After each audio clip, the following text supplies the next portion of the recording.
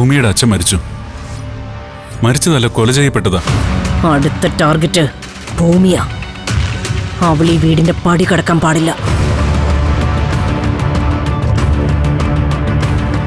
മുറിയിൽ മറ്റൊരാൾ കൂടി ഉണ്ടായിരുന്നെന്നാ അമ്മ പറയുന്നത്. മുഖം മൂടി വെച്ചൊരാൾ.